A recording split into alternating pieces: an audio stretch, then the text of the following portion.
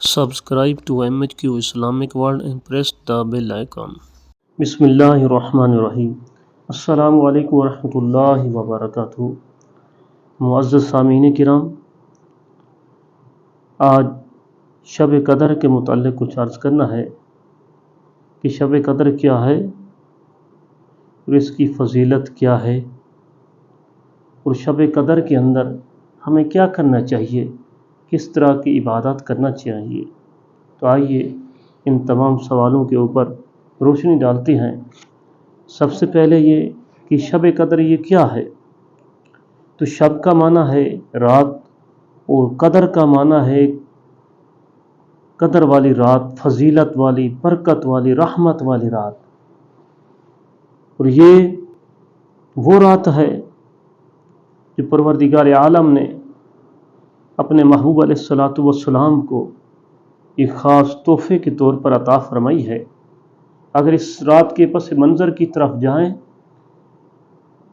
تو حدیث پاک کا مفہوم ہے کہ حضور علیہ الصلوۃ والسلام بنی اسرائیل کے ایک عابد، زاہد، متقی، پرہیزگار آدمی کا ذکر کرتے ہیں جس کو رب نے بڑی زندگی عطا کی تھی۔ دن کے وقت روزہ رکھتا تھا، جہاد بھی کرتا تھا، ساری رات مصلی پر قیام کرتا تھا۔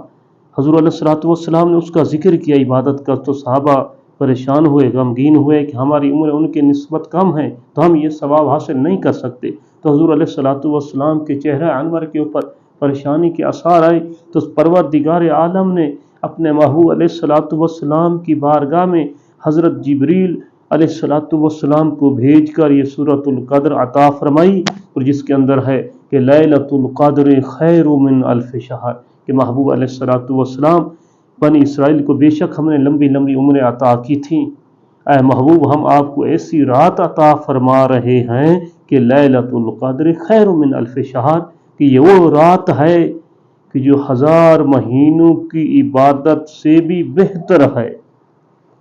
تو 1000 مہینوں کی عبادت سے بھی زیادہ ثواب ہے۔ تو 1000 مہینے 83 سال اور 4 ماہ بنتے ہیں، 83 سال اور 4 ماہ۔ اب کہ جو بندہ ایک رات عبادت کر لے تو اس کو 83 سال 4 ماہ سے بھی بہتر ثواب ملے گا۔ اب بہتر کتنا بہتر ملے گا وہ رب کی ذات جانتی ہے، وہ کتنا بہتر عطا فرمائے گی۔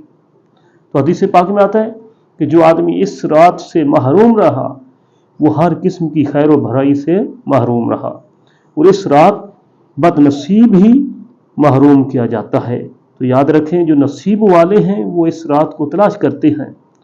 تو ہمیں یہ رات کب تلاش کرنی چاہیے؟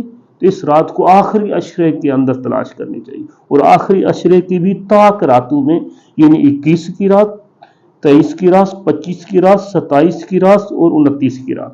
اور 27 کی رات کے بارے میں بہت سے بزرگان دین کے اقوال ملتے ہیں کہ 27 کی رات کو زیادہ تر شب قدر آتی ہے۔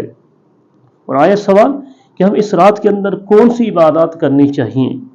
تو سب سے پہلے میں آپ حضرات سے یہ ریکویسٹ کروں گا، خاص طور پر مرد حضرات سے، کہ عشاء کی نماز اور فجر کی نماز دونوں نمازوں کو باجماعت ادا کریں۔ ویسے 5 وقت نماز باجماعت ادا کریں، تو جب تو طاق رات جب آئے تو عشاء کی نماز بھی جماعت کے ساتھ ادا کریں، اور فجر کی نماز بھی جماعت کے ساتھ ادا کریں، کیونکہ حدیث پاک کا مفہوم ہے کہ جس آدمی نے عشاء اور فجر کی نماز جماعت کے ساتھ ادا کی تو اس کو پوری رات کی عبادت کے برابر ثواب عطا کیا جاتا ہے۔ تو یہ اتنا بڑا مقام ہے کہ اس کو پوری رات کی عبادت کے برابر ثواب عطا کیا جاتا ہے۔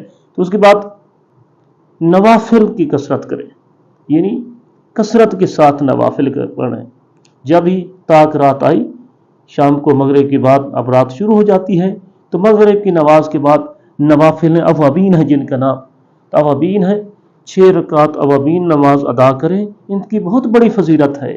ان کی فضیلت کے بارے میں یہ ہے کہ عام دنوں میں، رمضان کے علاوہ عام دنوں میں جو اوابین کی نماز ادا کرتے ہیں اس کو 12 سال کی عبادت کے برابر ثواب عطا کیا جاتا ہے۔ یہ تو عام دنوں کی بات ہے، اور رمضان پاک کے اندر ایک نفل کو فرض کے برابر کر دیا جاتا ہے، اور فرض کو 70 گنا بڑھا دیا جاتا ہے۔ تو آپ سمجھیے جو عام دنوں میں یہ نماز اوابین ادا کرتے ہیں اس کو 12 سال کی عبادت کے برابر ثواب عطا کیا جا رہا ہے، تو جو رمضان پاک میں ادا کرے گا اس کو کتنا اعلیٰ اجر ملے گا۔ اور اس کے بعد صلاۃ و تسبیح پڑھیں اس رات، یہ بھی نوافل ہے۔